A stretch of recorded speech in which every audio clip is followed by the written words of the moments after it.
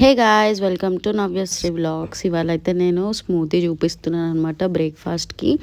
So ఇక్కడ నేనైతే pumpkin seeds, sunflower seeds, watermelon seeds అయితే వేసుకున్నాను. ఒక వాల్నట్ తీసుకున్నాను, టూ కట్ చేసిన 2 పీసెస్ ఆఫ్ జామకాయ తీసుకున్నాను. ఇంకా నా దగ్గర పైనాపిల్ లేదని చెప్పి కివి అయితే తీసుకున్నాను. ఇంకా ఇవన్నీ వేసిన తర్వాత మింట్ లీవ్స్ వేసి కొంచెం జింజర్ వేసి అయితే స్మూతీ అయితే ప్రిపేర్ చేసుకున్నాను అనమాట.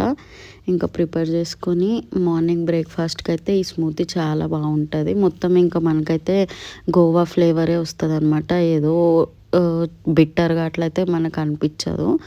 సో ఈ స్మూతీ అయితే ఎవరైనా తాగొచ్చు. హెల్త్కి చాలా బెనిఫిట్స్ ఉన్నాయి.